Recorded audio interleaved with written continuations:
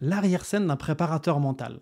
C'est vrai que ce job est un peu particulier et pendant longtemps, il a été associé au sport de haut niveau, à l'accompagnement des sportifs de haut niveau.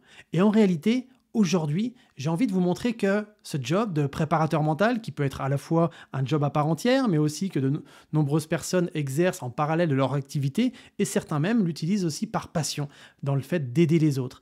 Et moi, l'objectif de ces différents épisodes, je dis des différents épisodes tout simplement parce que je vais vous proposer comme ça différentes arrière-scènes que j'ai pu vivre en tant que préparateur mental.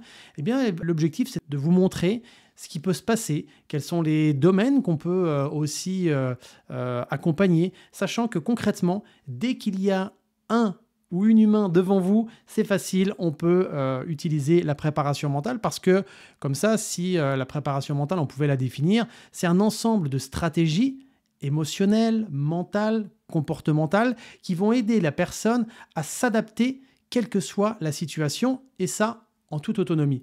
En gros, c'est faire que la personne sache s'adapter à toutes les situations et qu'elle se sente prête mentalement, émotionnellement et comportementalement. D'accord? Donc, vous comprenez bien que un chef d'entreprise, une maman solo, quelqu'un qui est en reconversion, un manager, un étudiant, même un enfant à l'école. Vous savez, quand il est comme ça, aller à l'école, qui se sent un peu stressé, qui doit gérer sa confiance en lui, qui doit gérer le fait de parler en public, etc., on se rend compte que la préparation mentale touche tous les domaines. Et encore, je pourrais faire une liste qui est très longue, milieu médical, différentes institutions, les privés, les professionnels, bref, ça serait extrêmement long. Et aujourd'hui, j'ai envie de commencer ce premier épisode là de l'arrière-scène d'un préparateur mental, comme je vous disais, parce qu'il y aura plusieurs épisodes de ce type-là, en vous parlant de cette situation que j'ai vécue. Donc, c'était sur une seule séance. C'était une séance flash que j'avais proposée à une personne, comme ça, pour l'aider à débloquer une situation.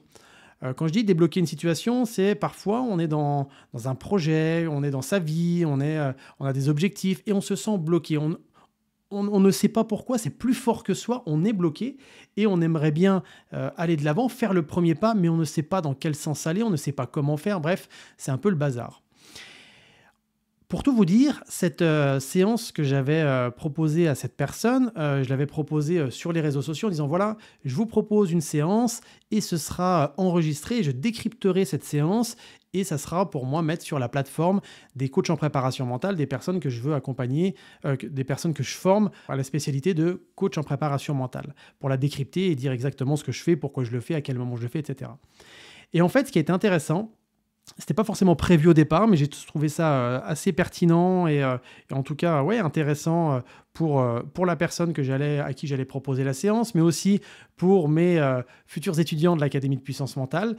Cette situation, c'est une personne qui avait perdu ses 2 enfants sous la violence de son ex-mari. Et en réalité, cette personne-là, elle avait déjà été accompagnée par un ensemble de psychologues, psychiatres, etc., enfin, en tout cas par le milieu médical. Et aujourd'hui, elle avait besoin de se reconstruire, elle avait besoin d'aller de l'avant. Et en fait, quand elle m'a contacté, donc cette situation-là, elle me l'a dit. Et puis évidemment, elle me disait, moi, Geoffrey, ce que j'ai envie, c'est d'aller de l'avant, j'ai envie de retrouver du sens dans ma vie. Et j'ai trouvé ça intéressant de l'accompagner sur une seule séance pour l'aider à débloquer cette situation. Même si, attention, je fais quand même une petite aparté, mais le coaching en préparation mentale, ce n'est pas de la thérapie. La thérapie, on va être là pour reconstruire, pour aider une personne à reconstruire quelque chose qui a été brisé, cassé, ou en tout cas quelque chose qui a été traumatisant, alors que la préparation mentale, on est là pour accompagner la personne sur le aujourd'hui et le futur.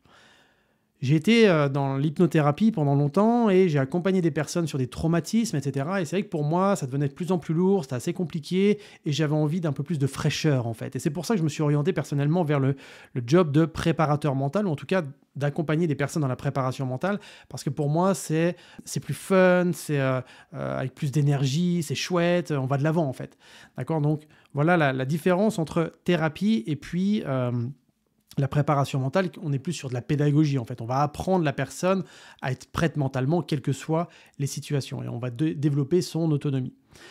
Donc cette personne-là vient me voir donc avec ce passé qui est malgré tout lourd. Donc moi, pour le coup, je m'assure que tout ça c'est OK et qu'on est bien d'accord sur notre champ de compétences, c'est-à-dire que je vais t'aider à débloquer cette situation pour t'aider à aller de l'avant. Et en fait, ce qu'il faut comprendre, c'est que pendant toute cette séance, ça ne veut pas dire qu'on a mis son passé de côté, mais ça veut dire qu'on est allé rechercher dans son passé une force. Parce que le passé, il a eu lieu, c'est comme ça, et malheureusement, on ne peut plus revenir dessus.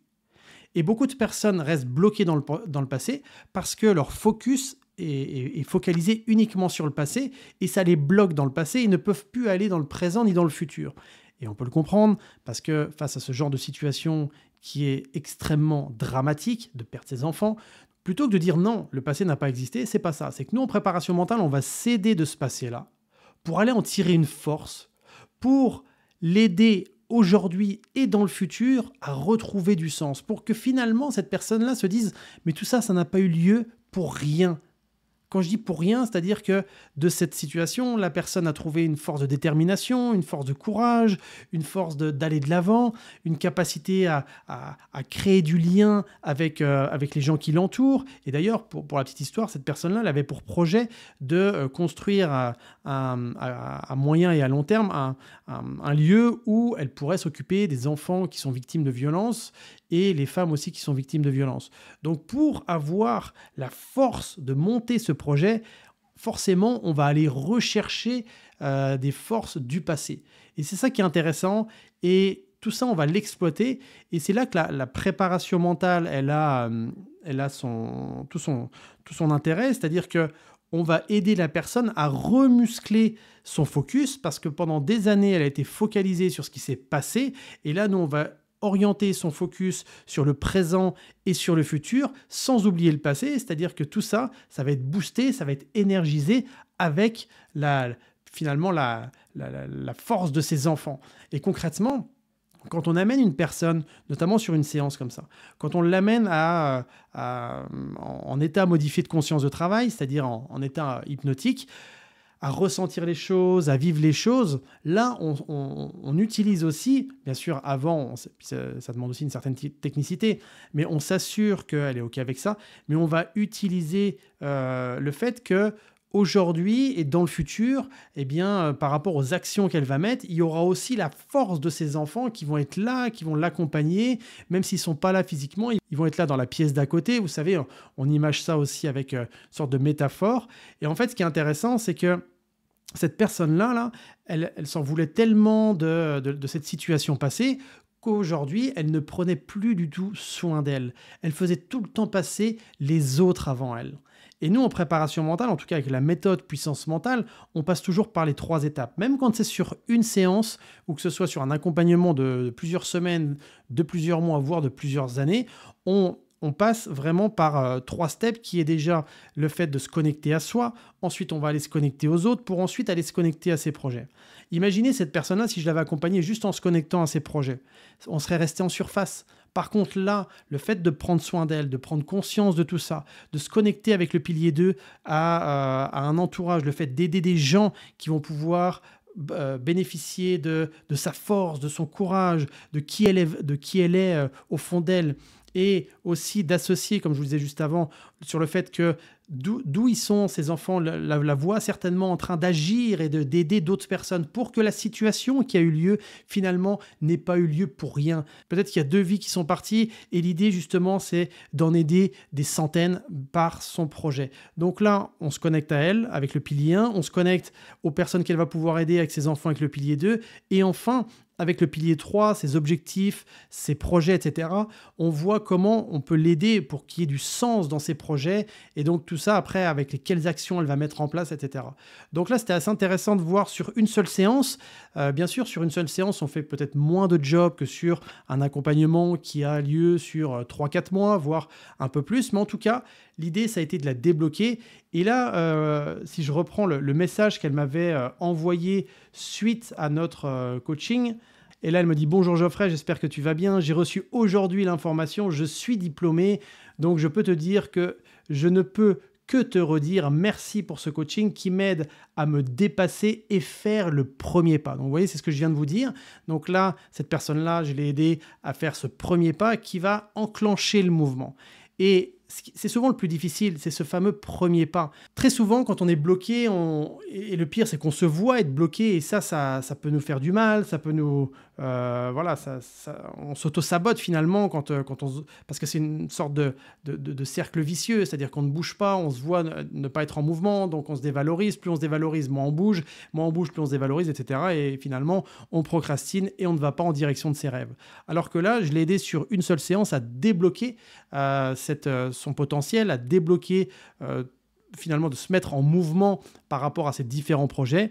Et donc là, c'est vraiment intéressant de voir comment le coaching en préparation mentale, juste sur une séance, peut aider une personne, parce que dans tous les cas, le coaching en préparation mentale, il aide à allier la performance avec le bien-être et le sens. Vous voyez, la performance, parfois pour certains, ça peut être un gros mot dans le sens où la performance, elle est obtenue à tout prix. Eh bien, dans la méthode puissance mentale, on ne l'obtient justement pas à n'importe quel prix. C'est-à-dire qu'on va atteindre des performances tout en se respectant, donc en alliant le bien-être, tout en mettant du sens derrière tout ça. D'accord ? Donc ça, c'est fondamental. Et encore une fois, je le précise, le coaching en préparation mentale, ce n'est pas de la thérapie. Mais là, quand vous aidez une personne qui a vécu un traumatisme. Et puis moi, ça me parle énormément dans le sens où, quand j'étais policier, j'ai accompagné des personnes comme ça qui avaient vécu des violences extrêmes de la part de leurs compagnons, qui avaient violenté aussi, qui avaient vu leurs compagnons violenter leurs enfants et tout ça. Donc forcément, ça fait un petit parallèle à ce que j'avais pu vivre dans la police. Mais quand vous êtes cette personne qui peut aider d'autres personnes à aller de l'avant, à retrouver du sens, à faire en sorte que chaque personne puisse obtenir une vie qui soit épanouissante, quels que soient les résultats, mais en tout cas qu'elle aille de l'avant dans une vie qui a du sens pour elle. C'est tellement puissant, c'est tellement valorisant, c'est tellement gratifiant. Et c'est vrai qu'aujourd'hui, moi, ce job de préparateur mental, alors je suis évidemment formateur au sein de l'Académie de puissance mentale, c'est moi qui forme les futurs coachs en préparation mentale, et j'ai aussi l'activité de préparateur mental en parallèle. J'ai mes deux pôles, hein, je forme et aussi je pratique, parce que pour moi, c'est difficile de former sans avoir toujours un pied sur le terrain, comme on dit. C'est tellement valorisant, c'est tellement gratifiant. Et c'est vrai que quand j'étais dans la police, moi, ce qui me manquait, c'était cette possibilité de m'ouvrir à un autre monde, parce qu'avant, je travaillais qu'avec des policiers de terrain, etc. Et j'avais envie de m'ouvrir à un autre monde.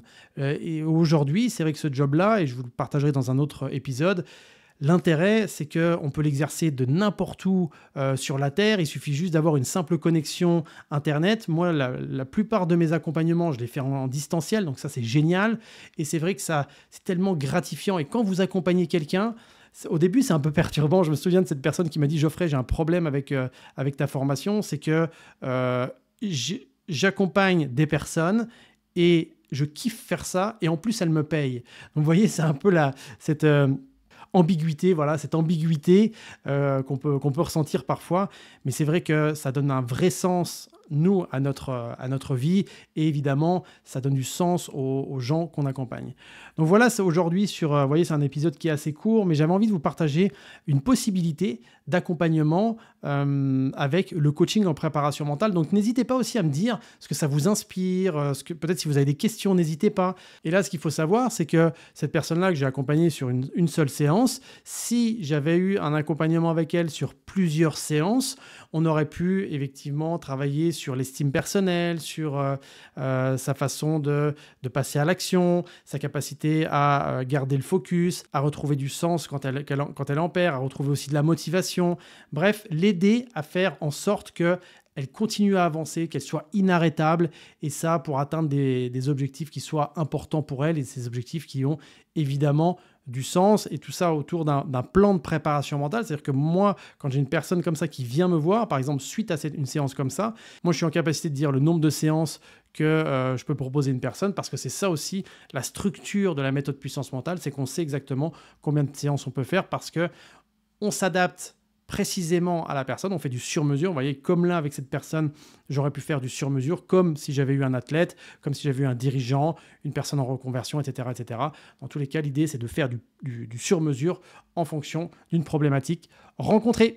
Voilà pour cet épisode, j'espère qu'il vous a plu, j'espère qu'il vous a peut-être permis de voir les choses un petit peu différemment, comme quoi le coaching en préparation mentale, on le retrouve dans le sport, on l'a notamment vu avec les Jeux Olympiques, mais peut évidemment toucher de nombreux domaines, pour ne pas dire tous les domaines. Quoi qu'il en soit, si vous aussi vous souhaitez développer vos compétences pour obtenir la méthode puissance mentale et acquérir ces compétences de préparation mentale pour être en mesure d'accompagner des personnes à l'aide de la préparation mentale, n'hésitez pas à venir vers nous, on sera en mesure de vous y aider et de vous former à ça parce que c'est notre job et a priori, vu les commentaires, on le fait plutôt bien.